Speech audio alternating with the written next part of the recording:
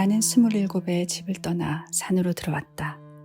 그러나 그것은 스스로의 선택이나 결행이었다고 생각되지는 않는다. 복잡하고 많은 인연들이 만나 벌어졌으되 너무나 단순하고 필연적인 하나의 사건이었던 것 같다. 아주 많은 가능성 가운데 하나가 현실로 나타난 것이라기보다는 다른 모든 길들은 닫혀 있고 단 하나의 외길이 열려 있었으므로 아마 아주 멍청한 한 마리 동물이었다 해도 필시 그 유일한 활로로 도망쳐 나왔으리라 생각하는 것이다.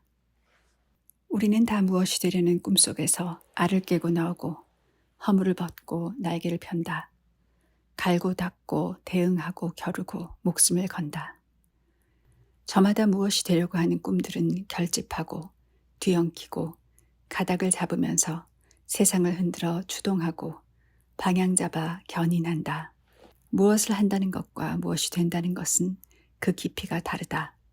인생의 1차적 의미가 자기 성장과 개선에 있다면 마음을 닦는 수행은 누구에게나 필요 불가결의 책무이다.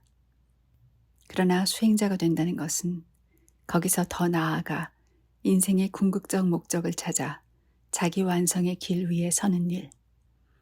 그것은 지금의 자기 처지와 세상의 잣대를 돌아보지 않고 미래의 자기를 향해 존재를 던져 떠나는 일이다. 어떻든 나는 송강사로 가서 스님이 되었다. 그리고 어느 날 대중울력 시간에 대나무 빗자루로 절 마당을 쓸고 있었다. 이른 아침이라 왁자지껄한 관광객은 없었다. 도량은 적막감으로도 청정한 느낌으로 가득했으나 많은 스님들이 침묵 속에서 이슬이 덜 깬 흙마당을 쓰는 일은 차라리 속들의 비즈를 하는 경건한 수행 같았다. 그때 아까부터 누군가가 나를 줄곧 주시하고 있다는 직감이 들면서 그만 마음의 평온을 깨뜨렸다. 돌아보니 촌티나는 인정으로 가득한 표정의 어느 전라도 아낙네가 자기 조카뻘쯤 되는 젊은 스님을 걱정스럽게 보고 있었다. 나는 눈짓으로 혹시 무슨 용건인지 물었다. 그런데 역시 촌티나는 그 대답은 잠옷 충격적이고 힘을 쭉 빠지게 만들었다. 아니 어디가 멋쩍길래 중이 되어 불었소. 생각해보면 정말 나는 어디가 많이 모자란 말세의 못난 중인지도 모른다. 그러나 나는 이제 거의 세상에서 살아온 세월만큼의 시간을 세상 등지고 중노릇을 해오는 동안 내가 제대로 부처님 제자답게 처신하지 못하고 수행 제대로 못하고 출가 수행자의 좋은 모범이 되지 못하는 것을 자책했을지언정 그 젊은 날 출가했던 사실 자체를 후회한 적은 한 번도 없다. 누가 그래서 행복했느냐고 묻는다면 나 그다지 행복하기를 구하지 않았으나 행복했노라고 말할 것 같다. 그러나 지난 날을 돌아보니 내가 이렇게 그나마 불문에 들어와 부처님 보시기에 부끄러운 짓이라도 하며 살아가게 된 복연은 나를 앞서간 많은 선배들의 아름다운 모범으로 하여 갖추어졌음을 부인할 수 없다. 가장 먼저 내 유년을 찾아와 영혼을 흔들던 분은 1960년대 내가 태어난 고향 마을을 찾아온 스님이었다. 스님은 닭발하러 우리 집에도 들어와 가슴이 울렁일 만큼 친밀하면서도 신비로운 음성으로 목탁에 맞춰 연불하며 천천히 마당을 도셨는데 나는 정성을 다해 쌀 한 바가지를 퍼와 스님 등의 바랑에 담아 공양 올리는 어머니보다 아마도 한결 경건한 눈길로 스님을 우러러보았었다. 나는 아직 말도 못하던 나이였던 것 같고 그 당시에는 전쟁에서 팔다리를 잃은 상위 군인이나 좀 모자라는 사람들이 시골 집들을 다니며 동양을 하는 경우가 많았는데 겉으로 하는 구걸의 행위가 아무리 같다 해도 그 맑은 탁발승의 모습은 같은 비렁뱅이 동양아치들의 행색과는 그야말로 하늘과 땅 차이가 나보였다. 나는 어린 시절에 가장 친하게 곁에 있던 할머니에게 불쑥 할머니 나는 크면 스님이나 될까? 하고 말하곤 했다. 그때마다 할머니는 화들짝 놀라면서 그러면 안 된다고 심각하게 타이르시곤 했다. 나중에 할머니는 돌아가시기에 앞서 나에게 유언처럼 아가 크게 되어야 한다 라고 하셨는데 나는 고개를 끄덕여 그러겠노라 했지만 속으로는 무엇이 크게 되는 것인지 할머니는 아세요? 라고 반문하고 있었다. 나는 고등학교에 들어가자마자 학교가 있던 지방도시의 시내에 있는 아담한 절에 가서 어느 스님의 법문을 듣게 되었는데 그 스님의 인상과 말씀에서 매우 감동을 받아 며칠을 아주 딴 사람이 된 것 같은 기분이 들었다. 법문의 요주는 우리 육신의 부정함과 세상의 덧없음에 관한 것이었는데 스님의 가르침을 통해 그 진리를 뼈저리게 느끼고 보니 놀랍게도 내 영혼은 오히려 이 세상의 생명들에 대한 연민과 존재의 기쁨으로 가득 차는 기분이었다. 그러나 나는 그 후 형으로부터 부모님 은혜를 갚고 세상에서 제대로 살기 위해서는 종교에 빠지면 안 된다는 훈계를 듣고 더는 절에 갈 수 없게 되어버렸다. 세 번째로 어느 스님을 만난 것은 대학생이 되어 지방에서 서울로 가는 고속버스 안에서였다.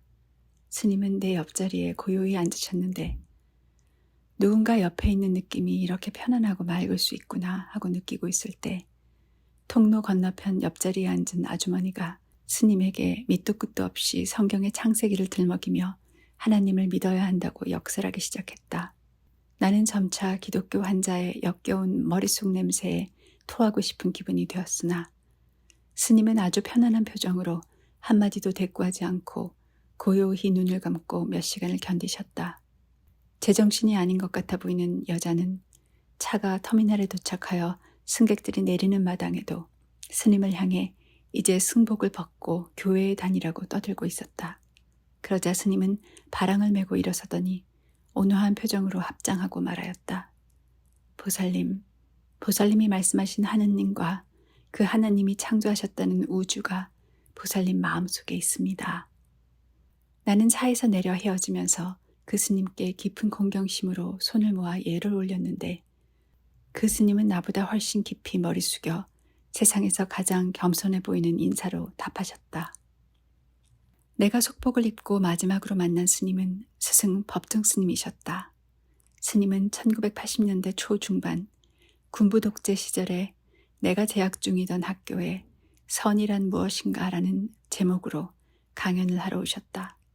선은 마음을 편안하게 하는 방법을 가르치기보다 마음을 즉각적으로 편안케 하는 법문이라고 말씀하시고 임재 스님의 살불살조, 곧 부처를 만나면 부처를 죽이고 조사를 만나면 조사를 죽이라는 가르침을 소개하면서 당시의 시대상을 풍자하여 대통령을 만나면 대통령을 죽이라고 말씀하셨는데 쿠데타로 서울의 봄을 짓밟고 민주주의를 유린한 군부 파쇼의 독재에 대한 저항감으로 치를 떨던 젊은 지성들의 여러와 같은 갈채를 받았다.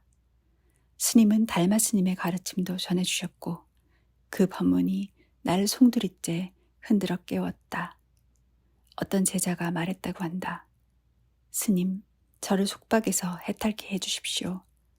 보리달마가 대답했다. 누가 너를 묶어 놓았더냐. 강연이 끝났을 때 학생들은 일제히 일어나 박수를 치기 시작했다. 사회자가 마이크를 들고 스님이 떠나시기에 앞서 장례 정리를 하고 마무리하기 위해 기립박수를 멈추도록 두어 차례나 멘트를 날렸지만 대강당을 가득 메운 수천 명의 학생들은 전혀 말을 듣지 않았다. 조금도 거침이 없고 군더더기를 몹시 싫어할 것 같아 보이는 스님은 갈채를 뒤로하고 산으로 돌아간다며 강연장을 나서셨다. 나는 따로 그날 일과가 없어 큰 감흥에 젖은 채 귀갓길에 나섰다가 뜻밖에도 한 10발자국쯤 앞에 스님께서 조례기를 메고 교문을 향해 가고 계시는 모습을 보았다. 스님의 걸음걸이는 전혀 거침이 없었고 조금도 군더더기 없이 활달한 내면을 그대로 보여주는 것 같았다. 나는 스님을 따라잡지 않고 그것이 무슨 예의인 것처럼 일정한 거리를 유지하며 걸었다. 세상에 태어나 다시 두 번째로 걸음마를 연습하는 사람이 된 듯했다. 비로소 어디에도 묶여있지 않은 아무도 묶을 수 없는 나를 보았다. 아, 자유인. 이제부터는 내가 곧 진리요, 길이요, 생명이 될 것이다. 나는 세상이 정한 길을 가지 않기로 했다. 장차 출가하기로 했다. 스님이 먼저 온 시내버스 올라타 창가 쪽 자리에 앉으시자 나는 보도에 서서도 아주 세밀한 표정까지 읽을 수 있을 만큼의 거리에서 스님의 모습을 보게 되었다. 그런데 스님의 안색은 뜻밖에도 너무나 평온했고 불과 5분쯤 전에 그 많은 청중의 가슴을 흔들고 열광시킨 강연자가 가질 법한 도취되거나 상기된 표정은 틸끝만큼도 찾아볼 수 없었다. 버스가 출발하여 로터리를 돌기 시작하자 스님은 고개를 들어 먼 하늘의 구름을 쳐다보셨는데 도무지 버스에서 내려 법문을 하신 적도 없고 다시 버스를 타고 떠나는 바도 없는 그냥 그렇게 구름처럼 왔다 구름처럼 가는 나그네 같았다. 시대의 어둠을 걷어내려 하기보다 해 뜨는 쪽으로 떠나는 사람의 심정으로 나중에 나는 결국 출가했고 조계산 송광사로 가서 불이람에 계시던 법정 스님의 제자가 되었다. 우리는 다 무엇이 되려고 한다. 장차 무엇이 되려고 하느냐에 따라 인생의 길과 그때그때의 모습과 행동은 달라진다. 별 생각 없이 쉬고 놀 때도 있지만 가끔 멈춰서서 어떻게 살아야 할까, 무엇을 해야 할까 간말 때면 내가 무엇이 되려고 하는지, 어떤 나가 되고 싶은지를 고민하게 된다. 덜어는 내면에서 샘솟는 에너지에 밀려 그 무엇이 되고 싶어지기도 하고 혹은 어쩌다 만난 어느 멋진 역할 모델에 매혹당해 그와 비슷한 존재가 되고 싶어지기도 한다. 누가 갈 길 몰라 우는가? 인생에 정도는 없다. 사실 인간의 자아는 전혀 틀주어져 있지 않고 그 무엇으로부터도 자유롭다. 누구든 스스로 가는 곳이 곧 길이요, 진리요, 생명이다. 인간은 누구도 한 가지 모습으로 영원히 멈춰서 있을 수 없으므로 결국 시간 속에서 끊임없이 스스로를 재구성해 나가야 하는 존재다. 다만 당장 무엇이 되어야 할지 모르겠거든 지금 나는 누구인지 물을 일이다. 어디로 가야 할지 혼란스럽다면 잠시 멈춰서서 내가 지금 어디 있는지를 보아야 하지 않은가. 무엇이 되려고 하기 전에 이미 나는 그 무엇이다. 다른 사람이 나를 평가하고 규정하는 것으로부터도 벗어나야 하겠지만 그보다 먼저 자기 스스로 자기를 규정하지 말아야 한다. 아상과 사이비 자기 정체성으로부터 벗어나야 하며 자기 안에 무한한 가능성을 보아야 한다. 그리고 자유로워져야 한다. 우리들의 진정한 자아는 본래 자유로움 그 자체다. 그 어디에도 속하지 않고 그 무엇에도 묶이지 않으며 그 누구의 노예도 아니고 그 누구와도 짝하지 않는다. 그 무엇도 아니며 그 무엇도 될 수 있다. 스스로 모든 것으로부터 자유롭다고 느낀다면 그런 자기를 사랑하라, 긍정하라. 그러나 무엇인가에 묶여 있다고 느낀다면 자기를 묶고 있는 사슬을 풀어 헤치러 들기 전에 먼저 그런 자기를 아주 분명하고 철저하게 파헤치라. 필요하다면 거짓 자기를 부정하고 버리고 넘어서라. 이때다 싶으면 모든 것으로부터 영원히 떠나고 깡그리 단념하고 자폭하라. 당장 그럴 수 없다 해도 차라리 도발하라. 괴각이 되라. 포기를 위한 포기는 없다. 용기를 가져라. 가장 위대한 도박꾼이 완전 이상의 확신으로 천하를 걸듯 불사조가 영원을 위하여 자신의 몸을 스스로 불태우듯 그대 사라진 곳에 그대의 전 존재가 이룰 완전한 개화를 위하여 그렇게 하라. 거지가 되든 왕이 되든 어느 경우에나 그대는 그대 자신의 것. 그대는 스스로 그대 인생의 목적, 그대 인생의 끝. 그대밖에 주인도 왕도 신도 두지 말라. 왜 그대 스스로가 주인이요 왕이요 신이면 안 되는가? 무엇이 그대를 막는가? 무엇이 따로 필요하다는 말인가? 아무도 그대의 노예와 신하와 백성으로 두지 말고 그대 스스로 주가 되고 황제가 되고 하늘이 되라. 이래도 한 세상 저래도 한 평생 악역을 맡을까 선역을 맡을까 따지기 전에 이 모든 것이 한판의 연극임을 직시해야 한다. 멋지게 연기하라. 필요하면 배우라. 그러나 저 멋진 주인공을 언제까지나 하늘에 뜬 별이라 숭배하고 있지만은 말라. 날아오르라. 그대가 별이 되라. 언제나 허공의 뼈다귀는 그대로 있다.